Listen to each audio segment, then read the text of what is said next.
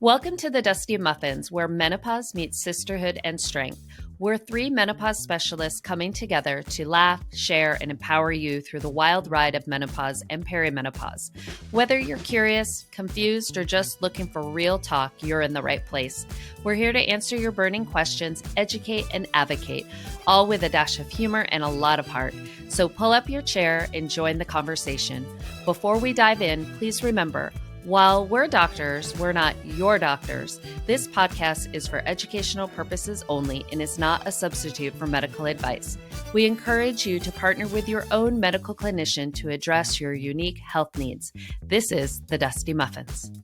All right, welcome back to the Dusty Muffins, where midlife gets real, gets wise, and gets loud. And today we're joined by a true trailblazer. Dr. Vonda Wright is a double board certified orthopedic surgeon, researcher, author, and fierce advocate for healthy aging.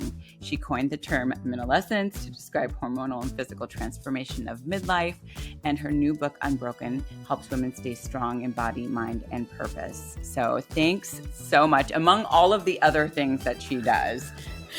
I'm Dr. Rebbecca Hertel. I'm a board-certified osteopathic family medicine physician and a Menopause Society certified practitioner. I have a private telemedicine practice, and I see patients in several different states.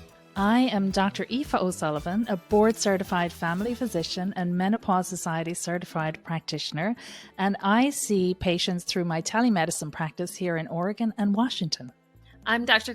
Hart Kress, a board-certified women's health nurse practitioner and menopause certified practitioner, and I see patients via telemedicine in several states as well. We could go on, but thanks so much for carving out some time for us. We really appreciate it.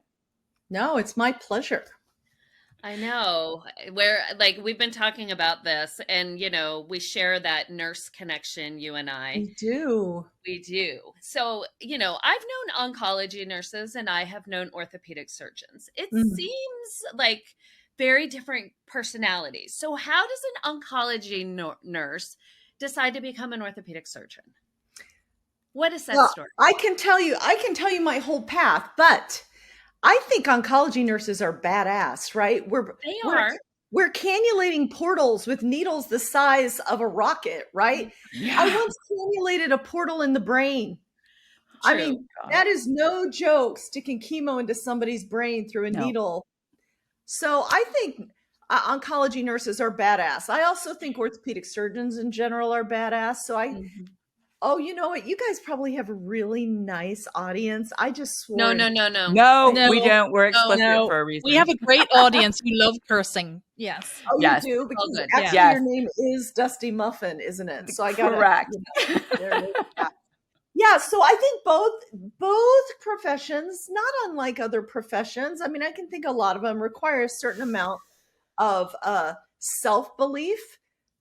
I'm sticking a needle the size of the rocket into your skin, and courage. But both of them take a deep, although if you know orthopedic surgeons, you may laugh out loud at this, but a deep empathy. Because from the very, I know. I'm so sorry. That is. I've had a lot of orthopedic surgeons work for me in my life. Yeah, I know. There are some very, very good men in orthopedic surgery, some very unsensitive people, but they have good hands. So sometimes I say to my patient, what do you want? I said, if I refer, for instance, I don't do total joints. I'm a sports doctor. If I say to you, okay, I try to only refer my patients to people, I match them based on my patient's personality. If my patient is a really analytical data person, accountant, meticulous, like why is the screw 6.2? And they don't care if the person has a personality. They just want good hands. Well, I got a guy for them. But if they want somebody who's not only a meticulous surgeon, but sits down and has a talk like an oncology nurse would, I got a guy for them, and there's fewer of them, but I've got a guy for them. So that's the long way around to say we get all kinds of orthopedic surgeons. And by the way, if any of you are listening, I do love you, and I've lived with you for 30 years, so I'm like your mother. I can say these things. But how I got here was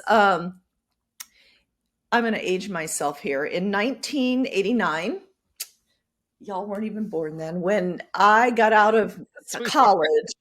I know you were. But many people we get in front of weren't. They're like, 89? Holy cow, that's almost 40 years ago. Anyway, there was such a shortage of nurses then, like there is now, that when I got out of Wheaton College with a bachelor's degree, I went straight into nursing school at Rush, which was Rush University at the time was one of the meccas of powerful nursing. Luther Chrisman, this man, was our dean, and there was no messing with the nurses because every nurse on the floor had at least a bachelor's degree. Most of us had master's degrees, giving bedside care, right? There were no, and I'm not saying anything about people with associate's degrees. I think associate nurses have an amazing role, but just to show how highly qualified my peers were, from whom I learned so much. So I was a staff nurse and I was a night nurse because I was still taking graduate classes during the day. So here's a story that would only happen because I was so friggin' young. I would go to school all day, finishing my master's degree in nursing. And then I would work 7 to 7 at night on 11 Kellogg, which pushing chemo at night, right? And I lived about an hour from school. Oh. So 3 days a week, I would get out of school. I would go to the Rush Library. I would find a dark place and I would sleep for 4 hours, pretending to study and read. And then I'd go do my night shift. And 3 days a week, I could only do that because I was 22 friggin' years old. There is no way. No. But anyway, so I pushed chemo on 11 Kellogg for quite a while. We did some of the tamoxifen trials. We did GCSF. We did Zofran trials. Those were new drugs when I was a cancer nurse. Now they're everybody's drugs, right? And then I was hired to be, it had this weird name, but essentially I worked directly for the new chairman of the oncology department. I was the head nurse over the whole cancer institute. And I was still only like 23 years old. Wow. So I did that for a while. And you know, you get to a place, you're like, what's next? I'm only 26 years old. So I could have gone and gotten a PhD in nursing at Rush. Nurses got PhDs. Because I don't think they'd invented DNPs yet. I think that was a new invention a few years after I was there. So PhD, which would take me away from the bedside and really put me on a research track. I could, they were experimenting at the time with doing bone marrow transplant for breast cancer as an outpatient, which turned out not to really work so well. But at the time, so I interviewed for a job to set up that kind of business framework in the outpatient setting. And then the other choice was medicine. And ultimately, I decided to go into medicine because I need to be at the bedside and I need to do research. Those are the two hallmarks of my career. Besides innovation, those are the three hallmarks of my career. So at 28, ladies, I went back to medical school at a time when there was me and the 42-year-old artist who decided he needed to be a doctor for some reason. And then all the kids, right? Because I was 6 or 7 years older than everybody. But in medical school, tell me if you guys agree, you divide out very quickly as to who thinks like a medicine doctor and who thinks like a surgeon. Yeah. Because for those of you who have never been on rounds in a hospital, medicine doctors will spend 6 hours in a giant group rounding on the floor, like brownie in motion. They're just like wiggling back and forth. Oh yeah. And then they make a decision. All in their They make a decision. They write the notes later. And you know what? Thank God for medical doctors. At the ass crack of dawn. Because I am dependent on medical doctors as a surgeon. Thank God for them. But that is not me. I am on the floor gathering data, making decisions, and then I'm off to the OR and I am multitasking all day. That's pretty clear pretty early in medical school, whose brains work in what way. And then when so I'm thinking, I got to be a surgeon. And I tried to be a head, ear, nose, and throat surgeon. But you know what, ladies? I can't stand mucus. I don't either. I throw up in the OR. Nosebleeds, and it comes out. I'm like, exactly. So thank you. And then I thought maybe I'll be a breast surgeon. But at the time, remember, it was so long ago, you had to do 5 years of general surgery, probably a couple years of research to even get a plastics fellowship. Yep. And there's no way in God's green earth I'm suffering through a 5 or 6 year general surgery residency, because that was life unhappiness. Who are the happiest guys on the floor? You tell me. It was the orthopedic surgeons. Totally. Right? I agree. Yeah. All the docs, yes, 100%. I'm like, I got to be one of them. Yeah. Those guys. So that just took me 10 minutes to tell you how I got the orthopedic surgery from oncology. But you know what, Dusty Muffins, nobody asks me that. So I had to fit that all in. Yeah, perfect. We talk about it all the time. We're like, we don't even know how that happened. Do you still love being in the operating room? I do. You know what? I love being in the operating room when I'm in the operating room. Yeah. And it goes great, and I'm exiting and singing a song. I sing in the hallway. I sing a song. I'm like, oh my God, I can't quit because I'm just so good at this. If you guys are not seeing my face, I am making fun of myself. But you know what? I grew up on a farm in Kansas. I've got really mechanical hands. You guys know, I can literally see in my brain what needs to happen and my hands will do it. It's just the way I'm made. So I love the operating room, but you know what I don't love? I don't love being paid 3 cents for the risk I take, for the time I take. And most people listening don't know that from the minute I indicate surgery, which is usually a month before I do it, through the whole surgery and for 3 months afterwards, that's all included in the 10 cents that insurance pays me. So it becomes a little taxing, actually. But the actual physical act, that's miraculous. It's funny that you said you go around singing, because one of the things I was going to ask you was, do you like to have music in the operating room? And if you do, what do you like to listen to?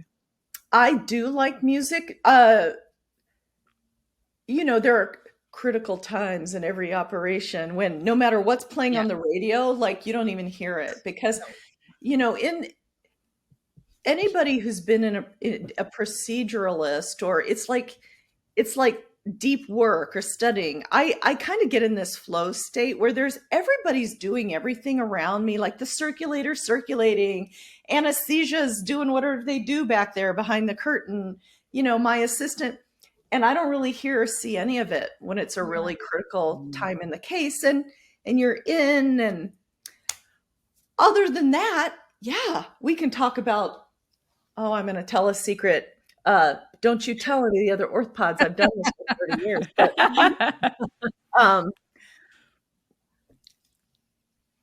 we'll talk about anything, right? Because I'm a sports doctor. And so every morning, and I watch sports. Listen, I'm married to an old pro athlete. We watch more sports than anybody ought to watch. However, here's anybody out there. Here's how you get along with an orthopedic surgeon or in a male-dominated operating room. You watch ESPN Sports Center every morning. You get up, you drink your coffee. They summarize the 10 things that happened the day before.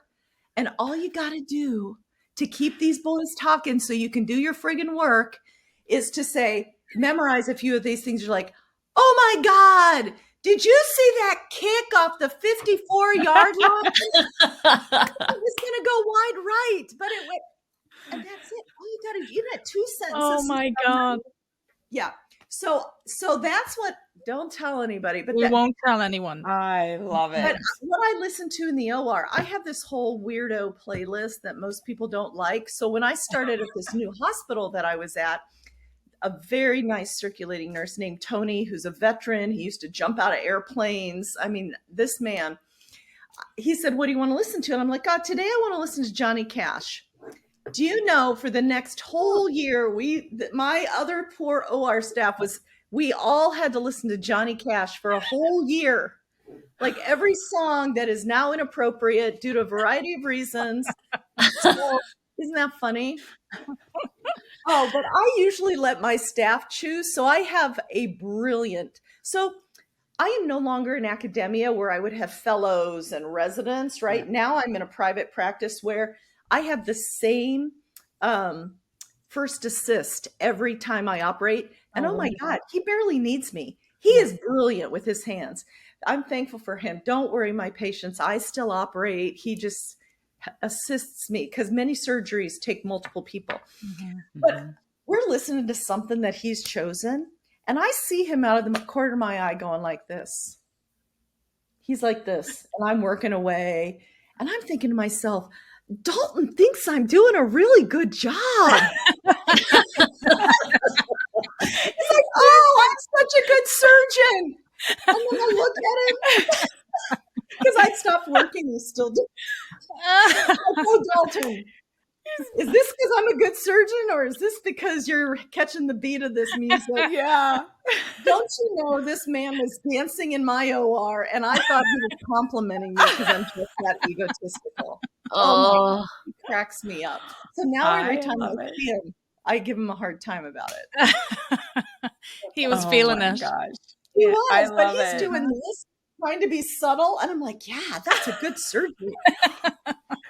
He's just so, he loves excellent what I do. technique. So great. Excellent, doctor. Excellent. I concur. That's pretty funny. Yeah. So funny. Oh my gosh. Before you got on here, we were doing the, and I had to do it with my whole family to make sure it was the stand to sit, sit to stand challenge. And let me tell you, so I sent the kids that don't live here yet. I'm like, please do this for me. And then, you know, I still have some kids here at home, so they were doing it. Yeah. I do have an ACL repair kit. He just got done. So he didn't do that, but it is not, it is not easy.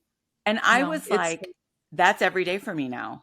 Every day, I need to incorporate this. And, you know, it's a real measure. And, you know, it comes from the cardiology research where they're looking at what things could predict mortality or what things could predict whose outcomes are going to be worse. And one of the things they found is lower body strength and muscle. I mean, it all goes back to muscle, right?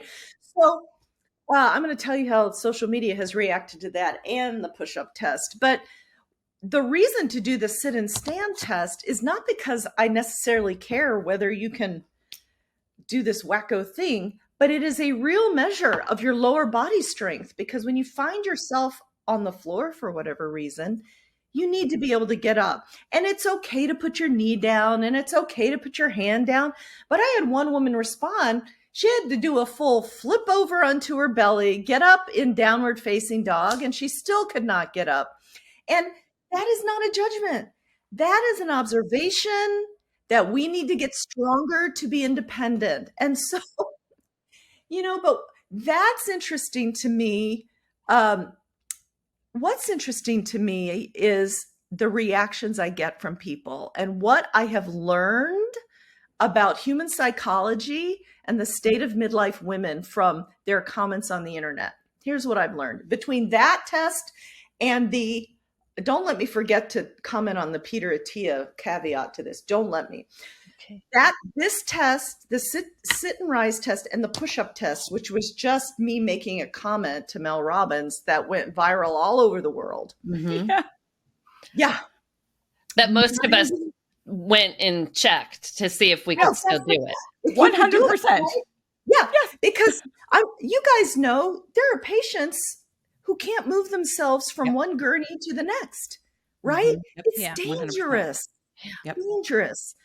Not that you need to move on gurneys, but that you need to be able to protect yourself with your muscles. Yeah. 90% of everybody who makes a comment is just what you said, Christine. You're like, I'm on the ground trying to do these push-ups, seeing where I fall, not as a judgment, an observation of the work I still need to do, right? There are the 10%, including some very nasty doctors out there who are saying things like, oh my God, why are you being so demoralizing? Why are you being so isolatory to these women? And to that I say, I think that reflects how you feel about yourself, because it is not a judgment. It's an encouragement to take the next step, to get strong so that you do not become frail and break your hip. And I have to put metal in you. Right. Right. And for those that are primary care, we see that. We take care of Oh these, my gosh. and I still do some primary care as well. And so this is huge. This is huge to talk about. So it's super important to be able to get up, and my patients sometimes can't. Exactly. When you can no longer, when your VO2 max is so low that you cannot get up from a chair. I mean, if I'm happy to talk about VO2 max, but it's your measure of fitness, right? When your fitness is so low that you can't get up from a chair independently, that's when you go to a nursing home. You're either incontinent or you can't get up from a chair, and you can't live alone anymore. Yeah. And 1 in 3 women ends up in a nursing home. So these things are not just trying to demoralize women, which I reject that statement. You have to try to take it that way. You have to try. Yes. Yeah. Yes. You have to try. And so I just swipe left or whatever I do. I'm like, I may not be the right person for you to follow, because I'm an aspirational person. Yep. I know for sure that even paralyzed people, whose nerves are no longer connected, are out there on bicycles, rolling marathons. Don't tell me that we are not capable. Yeah. Right. Yep. Yeah. Yep. Without trying. Don't tell me without trying we are not capable. So yeah, I went through and I'm like, check, I'm doing good. Though I did ask Rebbecca and Aoife, I'm like, I need to do that sit rise test before she gets on here. I want to see if I can do it. But then I'm like, I couldn't remember if I couldn't do it, if that meant I was going to be dead soon. People did ask me that. No, you know what it means? It means just work on your butt, core, and hips. That's what it is. Yes. It just shows you where you are. And flexibility, because I can tell you my low back feels it when I sit down, and I'm like, sure. But I am that person that I'm just like, okay, every day. And I was going to do that. And then, but it was great to see. Even, I have a 13-year-old basketball player who's, she had a difficulty, and I'm like, okay, girl, we have to do this. It shows you where you are, and it shows you the work you need to do. It's all knowledge, right? Knowledge is power. And another thing you did the past year, Dr. Wright, to inform women and educate them and empower them, was release that article, The Musculoskeletal Syndrome of Menopause. I mean, we were just irrationally excited over that, because you gave us a name. You put a name to it, which makes it real. Right. And something to bring to the naysayer providers. Look. Yeah. And those providers are still not believing, but you know who is believing? More than 350,000 people who have downloaded that paper. Because we didn't write that paper. It was me and a couple brilliant medical students and Jocelyn Wittstein from Duke.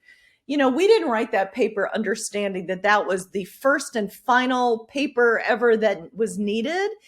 It was simply giving words to all the frustrated women who, when you go into a doctor's office and you say, I'm getting weak, I'm getting short, my knees are killing me, I'm growing fat everywhere, blah, blah, blah. Those are 8 things. And in a 10-minute doctor's appointment, it's too much. But when they can read the paper, understand, in midlife, estrogen is all over the musculoskeletal tissues. Of course, my knees hurt because my cartilage is degrading, or my fingers are getting crooked. Like, see how crooked my little thumb is getting? Because our cartilage is wearing down, or all the things. It opens up a new pathway of communication, which was the point of the paper. I hope somebody comes behind me with their laboratory full of nice equipment and expands on it. Yeah. No, it was... It's lovely incredible. For us to give our patients, and you also paid to have it open access. So it's not behind a paywall. I don't think people understand how big that is. So how it works is, for most medical journals, because it's expensive to publish. I mean, it's a very expensive process. Research is expensive. Publishing is expensive. The reason the general public and many, many doctors don't know the latest research is because you don't have access to the papers. Right. So in this journal, Climatrix, I can never say that word. It's the Journal of the International Menopause Society. to make it public so that everybody can read it, I had to pay $5,000. So I know it's no small sum. But if you divide $5,000 by 368,000 people, the dollar cost averaging makes it worth it, right? Yeah. And I encourage all researchers to build the open access fee into their grants. That's so a great that idea. Yeah. Yeah, because what's more disappointing than spending 5 years on a study with groundbreaking research and nobody can read it? I agree. Yeah, it's painful. So it's been wonderful to have that to give colleagues and patients. Yeah. Yeah. Thank you. We all have it on our link tree, don't we? We do. Oh, that's so Yeah. good. Oh my gosh, that's so good. And I'm like, print this out, take it to your therapist, take it to your ortho, take it to your PCP, take it to everybody. Yeah. Well, I mean, it's like you were saying, Dr. Wright, like joining those dots. I tell doctors when I go to talk to them, this will make your job so much easier. Knowing this information, you're not going to have those, those heart sink patients, like you said, where they're 8th thing in one visit and you can't cover it all. If you can join those dots, your job just becomes so much easier. Yeah. So every single clinician, I mean, we really need to have a massive overhaul and just have everyone retrain in this. Yeah. Well, and for those of you who are in private practice out there, I think of I think of the orthopedic surgeons. I've made this offer to several very large orthopedic groups, and one has taken me up on it. If they bring me in to train their surgeons, not only on menopause or the life of midlife women, and this in particular, and then I say to everybody listening, that group in Washington, I train them to understand you. Their doors will be blown off by women who want musculoskeletal care from people who know about midlife women and the role of estrogen on musculoskeletal tissue. I say to them, all you got to do is let me teach you, and then I will say it, because I'm not just going to say it unless I spend time with these doctors. Yeah. Right. But listen, because women are like that, aren't they? If they find somebody, they're going to tell all their friends. Yes, everyone. absolutely. Yep. And The they same will thing with our physical travel. therapists. Oh, people travel from all over the world for me. Yeah. I don't even know they're coming in. I feel bad when I have 15 minutes to spend with them. Oh, I know. It's hard. I have someone that started off with you and then came to me, and I'm, So, it's one of the, it's going to happen. We just have to keep being loud, and I know. You said that one practice had said yes, and that's where it starts, right? One says yes. Well, and then it's going to snowball. And they're giant. It's called the Orthopedic Forum, and I'm teaching them in February. They've got hundreds of doctors across all of the United States. So, that'll be more resources. That's fantastic. Q1 of next year. Yeah. So Dr. Dr. Really Wright, should be part of physical therapy as well, like their training. Oh, exactly. So. I agree. Want the Dusty Muffins at your next event? We do panels, live podcasts, and talks that bring the heat, literally. Corporate, CME, or retreats, we've got you. So hit us up at thedustymuffins333@gmail.com or DM us on Instagram at thedustymuffins. Oh, that'd be really good. Yeah. So, Dr. Wright, tell us something about midlife women that they're still getting wrong in preparing for the next 40 years so that they don't age like the one person that reminds them every day that they need to go do things. The mistake they're making, say that again. You want what they're still not getting? What they still are getting wrong. Well, I still have women every clinic who have never heard of perimenopause. Right. Isn't that amazing? We hadn't heard of perimenopause until, I know, until we heard about it a few years ago. Until we all went through it. Yeah. Exactly. Yeah, I'll tell you that funny story too, but because I'm a decade past and I wish I had known then what I know now. But I think the biggest thing people are still getting wrong is, despite hearing how the WHI data has been completely refuted from multiple sources, like if you're at all in this world, you're going to know that the data that it's less than 1 in 1,000 new cases of breast cancer diagnosis, but no increased deaths in very older women, right? These aren't 50-year-olds. Despite the rational cognitive acknowledgement of that data, they still think about their Aunt Gertie who at 97 got breast cancer, and that she thinks she's going to get it. Yeah. So there is this emotional component, and it's actually not a judgment, it's an observation. There is something so emotional about breast cancer, and I get that. Remember, I was the cancer nurse pushing chemo through ports in the 90s. I, of all orthopods, get that. But that's still the thing we get wrong the most. Or the second thing is that, oh, you know what? I'm used to suffering. I'll get through this. What women don't understand is at a cellular level, the vascular changes, the metabolic changes, the neural changes. It's actually, I could care less about your hot flashes, except that they're connected to your cardiovascular health. Yes. I And don't care about your brain fog. And your brain. Yeah. Except it's connected to your overall brain and Alzheimer's, right? So I think that's a big thing also that women don't get, is it's not the superficial little things that I make jokes on from stage about sticking my thermometer leg out of the bed just to keep cool. It's cellular, right? Yes. Yeah, it is. I've heard Dr. Jim Simon describe it as the zombie idea. You just can't kill it. You know, the WHI. It's got so many lives. Yeah. Just goes on and on. It does. I don't know what you said there that made me think of it, but I was wondering, when you went on your trip to Australia, it might have been when you said on stage, and I was thinking about Australia, did you have fun there? Did you get any time to explore, or was it all business? Well, I worked the whole time. I should have planned it better. I worked the whole time. My husband had a fun time. He climbed the bridge. He took a helicopter ride. But you know what? I'd never been there before. I love Australian people. They've got this they're all healthy. They've got this joie de vivre, this joy of life. They're all outside.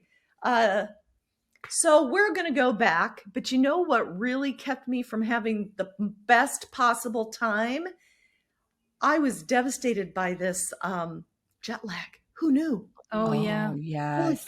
It really kicked me in the ass. That being said, I said to my husband, it's interesting, his perspective. I get off, I'm in the opera house, right? 3,000 people. It's this iconic building. There is no way I would have gotten there except that Carrie. I'm thinking of all the organizers just worked so hard to get us there. And I step off stage and I said to my husband, oh my God, Peter. Now my husband, to put it in context, is a pro athlete, a 2-time Stanley Cup champion. It's the highest you can get in hockey here in this country. Yeah. So I'm saying this to him, expecting him to understand what I'm saying. And I said to him, oh my God, Peter, that was like my career Super Bowl or Stanley Cup. And he's like, what are you talking about? Every day you're in the operating room, that is your Super Bowl. Oh, and I'm thinking, oh my God. Okay, he's really right, but I was feeling pretty good. Thanks for the balloon. The air came right out of that. Thanks for putting that in perspective for me, Peter. However, it was pretty cool. That was a time just to nod your head. Yeah, right. definitely. This was a big deal. You're right. It's a really sweet thing to say, but yeah, you were on your high. That was a big event. Yeah, it was a big event, and I'm thankful that they pulled it off. Oh, yeah, what a meeting of the minds! Absolute meeting of the minds. That's and awesome. Yet now another book, and I don't know how. I always sit and I'm like, I don't know how she does it. Like, you know, we all have multiple jobs and kids and all of that, and I'm like. And writing and now another brilliant book's coming out. And what was your inspiration behind that for this one? Yeah. So this book, Unbreakable, is, you know what? I'm about to say something silly like, it's my life's work, but it's not. I've written 5 other books before, but I haven't written for 10 years. Okay. Because I write, I don't love to write. I write for a purpose, right? I'm writing to educate, or I write to my first book I wrote to educate and sell stuff. But, this book is different than what's out there now for this reason. When we talk about people living longer, better lives, when we talk about men living longer, we call it longevity. Mm-hmm. And people like George Clooney, bless his heart, when he turned 60, he took his buddy Brad Pitt. They dressed him all up in these suave clothes and they took him to the south of France. And they did a whole photo shoot about how demure it was for a man to turn 60, right? Yes. I remember that. For a man to be in longevity. Mm-hmm. That is not the story that society tells women. Women right. living longer has been sold as anti-aging, as if there's a problem with us that we have to solve. Like, oh my God, put this thing on your face. So one of my goals in writing Unbreakable was to pivot the narrative, because women living longer can be healthy, vital, active, joyful, long into the foreseeable future if we take the steps and if we choose to. And that's what all my writing has always been about. All my academic research work since, even before I was out of residency, was always musculoskeletal aging and longevity. We did some of the very first studies in humans on these topics to dispel the myth that aging was an inevitable decline from vitality to frailty. Mm-hmm. But that type of language has not existed for women before.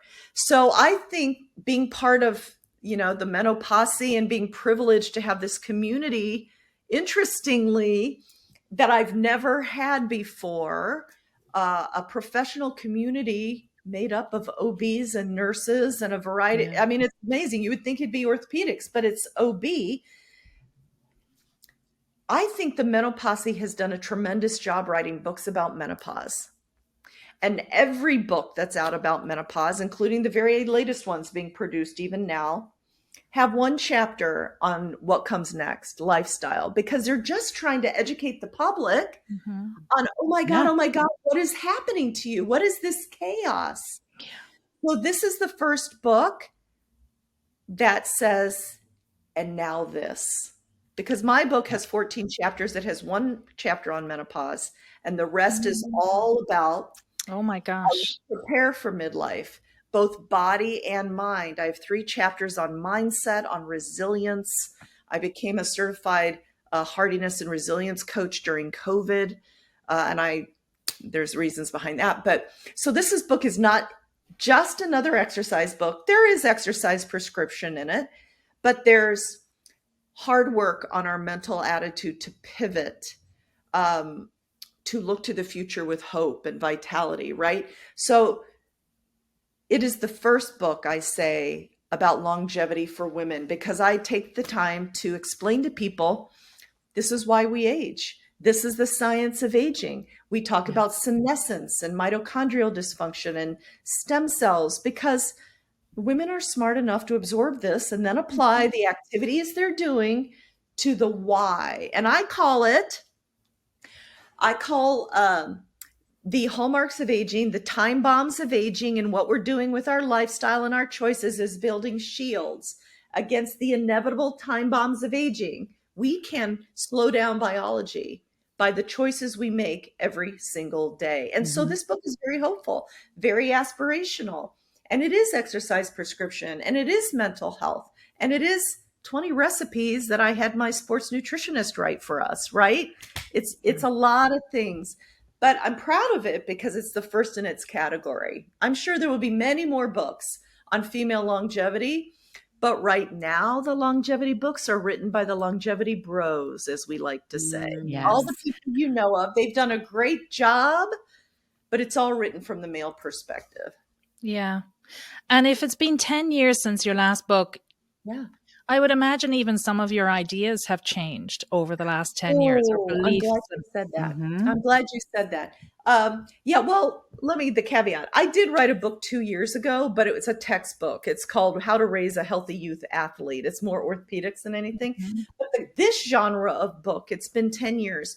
And you are absolutely right, because when I started writing, all my exercise prescription was body weight, functional functional lifting. You could lift heavy, but now I'm all about working up to lifting really heavy. All this stuff I post about, Yes. this morning I posted about getting back to squatting after being hurt and how, I'm lifting as heavy as I can right now. I got through 4 reps of this really heavy, which is not that heavy compared to what I was doing. But anyway, so yes, you're right. My ideas have changed. My prescription has changed. My attitude has changed. I mean, I've always thought, because of my work, that aging got the short stick of any conversation, because I think aging is a superpower. But yeah, my ideas have changed. So if you read my first book and you read this book, you're going to say, but wait. So the way I use it is, if you're not ready to heavy lift yet because you don't even know where your knees are, sometimes people are like that, go get one of my old books, because I'll teach you how to get off the couch, and then you'll be ready for my new book. Oh, good advice. Yeah. I was going through your Instagram, and so because I'm like, I get asked a lot, how do you lift? Some people like, lift for a minute. Well, a minute, you cannot lift a lot for a minute, and it doesn't seem to have any gains. And so if I understand correctly, your for lifting heavy is squats, deadlifts, bench press, and then overhead pull to lift heavy, which I wanted to ask you. I can't figure out what that one is, and is it 4 reps as high as you can and going up higher each time? So lifting heavy means that there's a range. If you're strictly counting reps, there's different ways to lift depending on what your goals are. When I was younger, I lifted for hypertrophy, which is lighter weights, more reps. And that's going to make you have bigger muscles, but not necessarily power.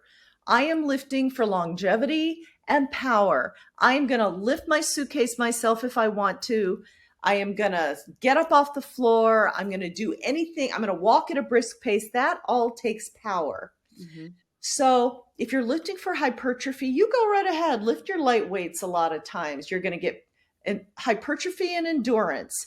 But if you want power, you have to replace the stimuli that we lost with estrogen leaving us. It's an anabolic steroid, right? So we have to put more tension on our muscles. So we do that by lifting heavier. The range is 4 to 6. I've been a doctor long enough to know that if I say, okay, do a range of 4 to 6 and do a range of sets, I will get 62,000 questions about specifically what to do. So you know what I chose? I chose to teach people what I do. So I do 4 reps, 4 sets. How do I know it's heavy enough? When I get to the 4th rep of my 3rd set, I can squeeze out 1 more rep in good form, but I probably can't do 6, and I'm definitely not doing 8. So that's what heavy means. And for each person, it's different what that 4 is. And the good thing is that once that 4 is easy and you could squeeze out 2 more, it's time to increase your weights. That's called progressive overload, right? So squat, deadlift, bench press, and pull up, some kind of pull up. Pull-ups. A pull-up, a push-pull with the upper Man, body. did you have to put that one in there? You don't have to do a real pull-up. You can work up to it, right? No, but now I'm going to be going and doing it because I seem to do everything that you say. Yeah, it's totally work up toable, which I used to, at my max, I was doing 3 pull-ups. I was never really good at it. But we're working back to that, right? So those are the 4 compound lifts, meaning you use multiple body parts across multiple joints.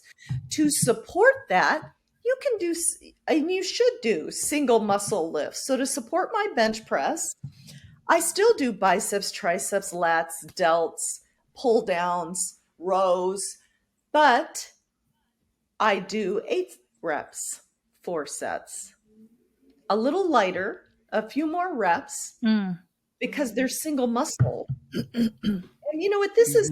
I didn't make this up. These are all things written in the literature, all things in the highest qualification you can get as a strength conditioning coach is certification is called a CSCS.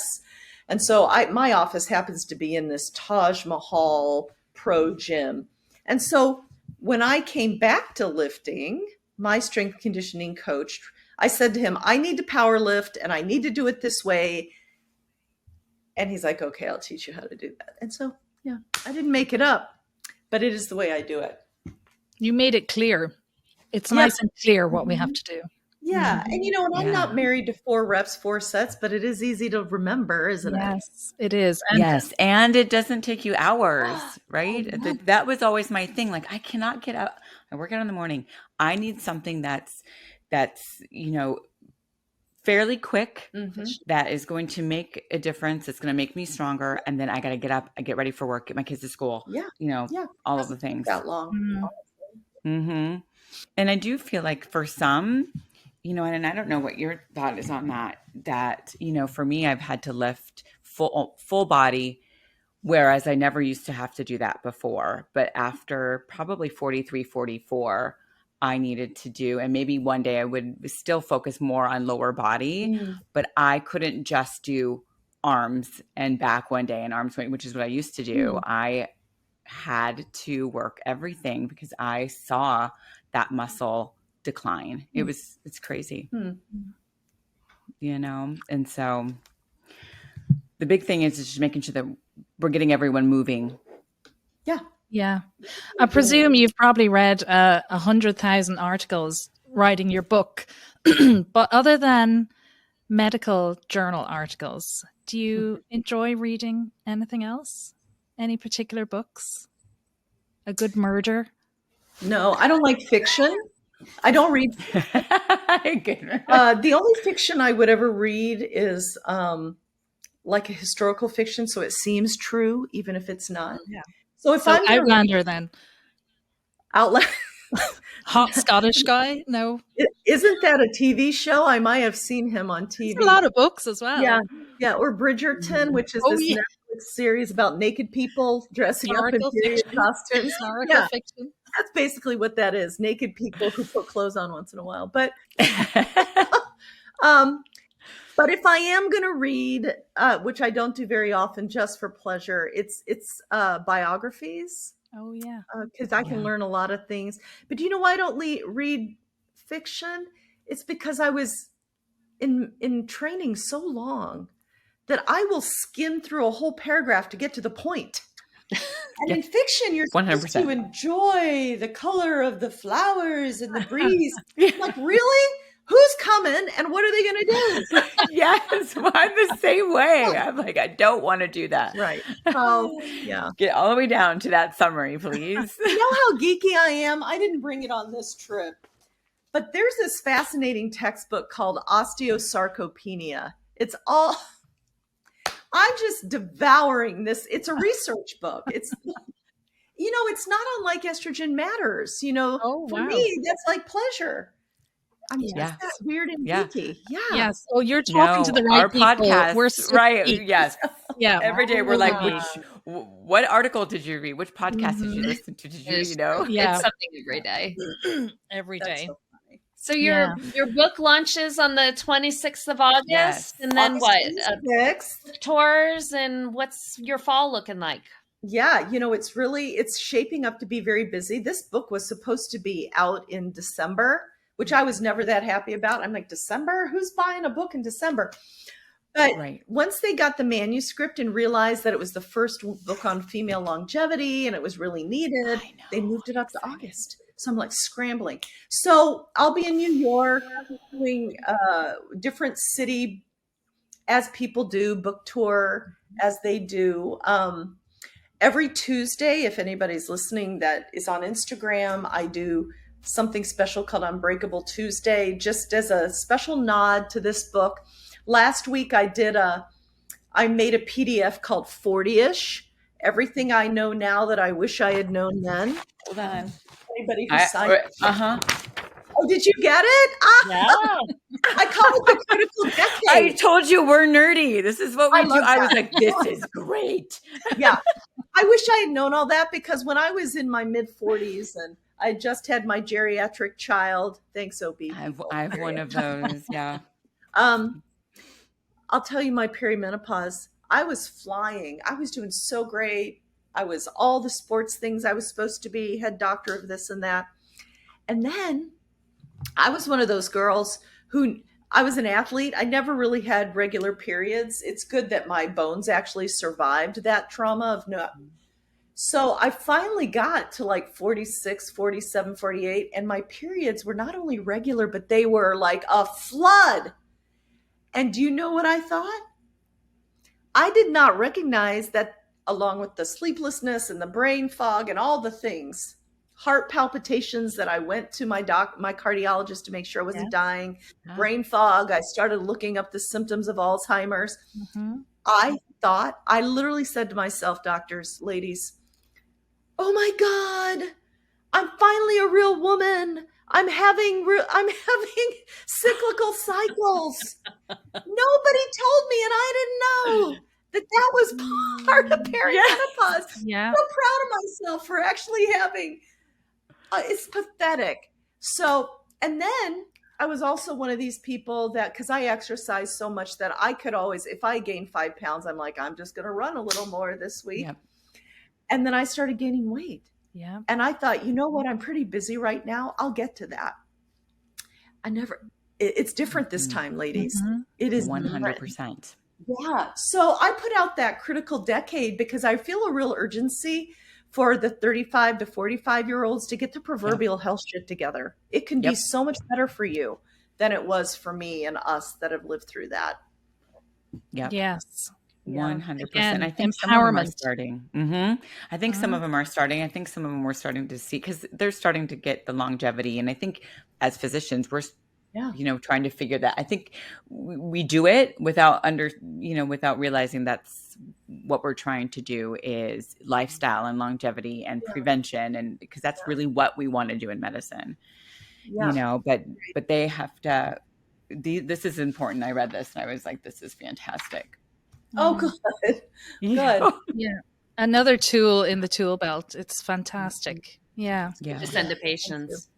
And if anyone gets the chance to go to one of your events, Christine and I went last November. That doing in it Orlando. again. Oh, I think we already looked at dates because it was so great. much fun. Thank you. It really was. We walked away from there just like, you know what, that was a great time. It was informative, but it was fun and entertaining, and the networking, and you're getting up and you're moving around, and that event was. I didn't go to that, and I have never heard anyone talk about a conference the way I've heard women talk about your conference. Very different, and that mix of fun with the education is something that you don't really get at other conferences in general.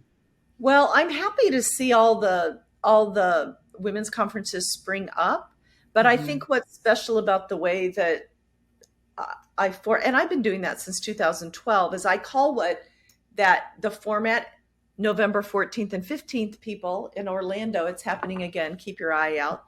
I call it edutainment, because nobody is going to listen to some old guy in a gray suit drone on and on and on.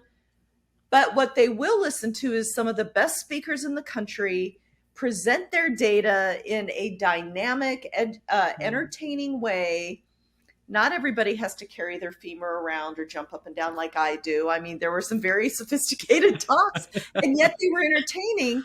And I kid you not, and you can confirm this, wasn't the energy high all day? All day. The music, the dancing. Usually you get a lull after like a lunch or whatever. Nope. No. All day. Nope. Everybody was so engaged, locked in, learned about things they had never heard before. And that's the whole point, right? Is to give women a different perspective on what the last 40, 50 years can be like. And I call these conferences women's health conversations because, remember, I am an orthopod. Women and men communicate very differently. Men when they're talking, like my colleagues and my husband and our sons, they sit in parallel and they're just putting out facts like, oh, did you see that kick? Oh, the stock market, whatever they're talking about. They're not interacting. They're just putting facts into the universe. But women don't do that. Women sit around in a group. If there's a group, they will pull the chairs around to face each other, and they will sit around in a circle and communicate around a subject, even if they're not all the same specialty. It could be a lawyer and a doctor and a nurse and a banker and an accountant, all experts in something, adding to the common conversation. That is what Women's Health Conversations is meant to be. And it was. I mean, it did not disappoint. So I would encourage it. I mean, it was great. So much to look forward to this autumn, the book and the conference. And thank you so much for coming on today, Dr. Wright. Oh, it's been fun. You guys, I got to talk about stuff I never get to talk about. Oh, yes. No, that's I love wonderful. Fabulous. We had so much fun. Thank you. Your people can find you at drvondawright.com and at Dr. Vonda Wright on Instagram. And your new book, Unbroken, is out in August. And Unbreakable. Pre-order. Unbreakable. Sorry, Unbreakable. And they can pre-order, right? It's available now for pre-order. Please order it. Oh, thank you so much for joining us today. It's been such a pleasure. Thank you for having me. It's my pleasure. Thank you. You have a great rest of the night and Sunday, and safe travels back home. Thank you. Bye now. All right. Bye, guys.